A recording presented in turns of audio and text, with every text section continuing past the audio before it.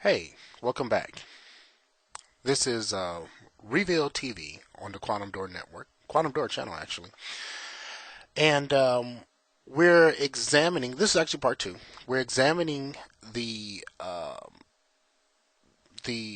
auspice of scarcity, and we're examining the etymology as it applies to the root word scare, from which you get scarcity. And in this examination, we've been covering the points of contention as far as the phonology and the etymology and the etymology as it relates to the word scarcity.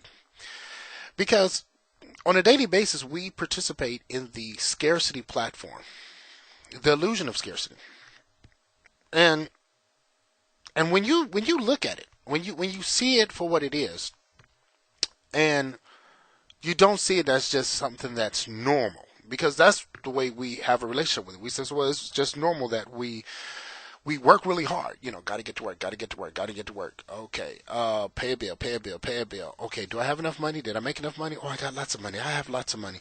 Whatever the thing that's going on, it's a constant consideration, evaluation that's going on in our heads as it relates to us participating in the scarcity game or the illusion of scarcity.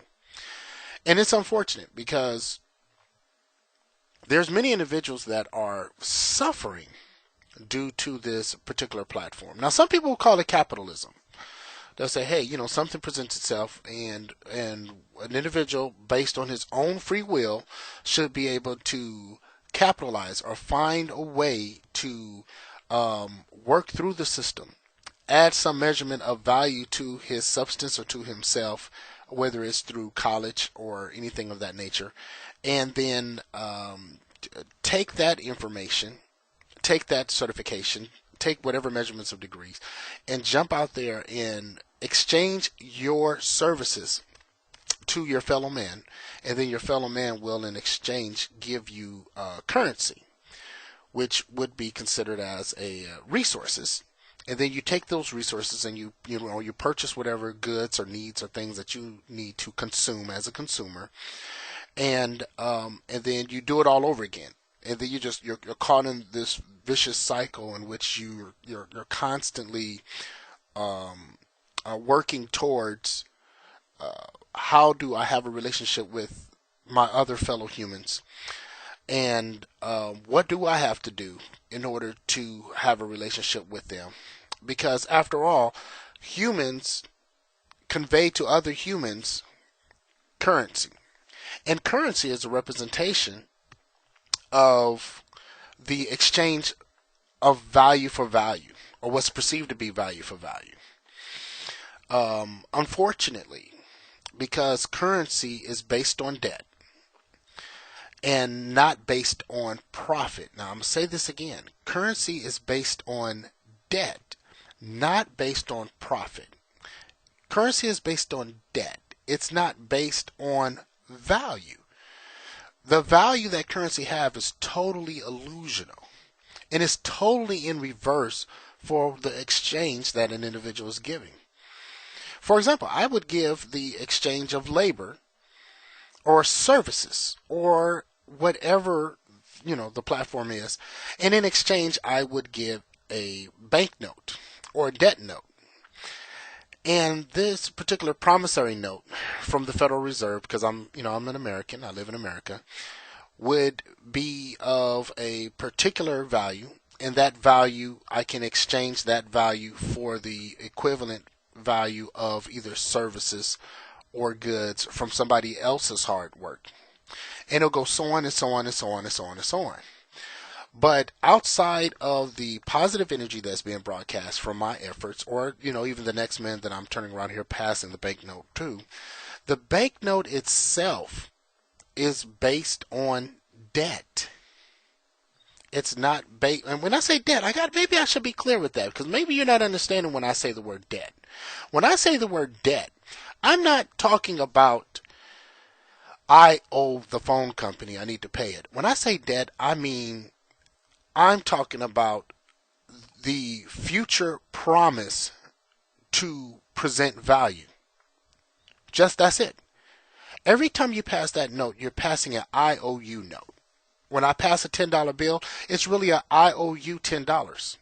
And then somebody collected $10 and they says, oh, okay, good, I got $10. I can go buy me $10 worth of someone else's effort. And then they would produce their effort and they'll pass the $10 and they're saying, I owe you $10.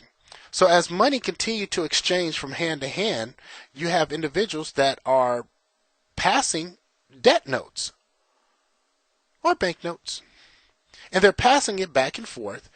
And they're saying, I owe you this amount of money for your real efforts. Well, no, the money's not tied to the gold.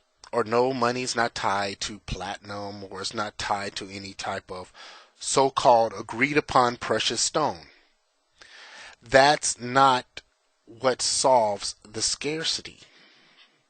Scarcity was a contrived system that was put together to keep humans scared, to keep humans wound up, intensed, entrenched, fighting for the illusion of scarcity, fighting for the illusion that if you don't get it, someone else will, and then you won't have it.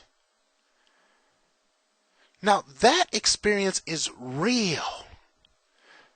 People are doing without some of the basic needs on this earth because of scarcity or the act of being scared.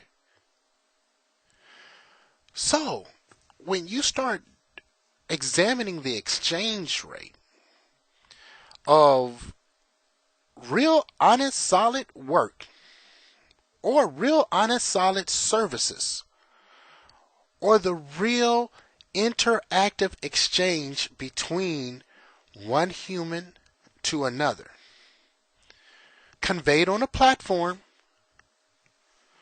of a banknote, you would have to ask yourself, is the scarcity platform, is it really something that we want to continue to experience, or do we want to abandon the scarcity platform and find some other way of having a human interaction or a human relationship with each other that does not involve debt and it does not involve scarcity or to be scared? And you may not think you're scared because you may say, no, I'm not scared. But just like there's functional alcoholics or there's functional individuals that's on drugs, there are functional humans walking this earth that are living under the auspice of fear because they're scared as they participate in scarcity. This is something worth examining. This is something worth considering because in the latter part of the December of 2008, which we are in right now, according to the video when the video is being filmed, we have individuals that are suffering grievously.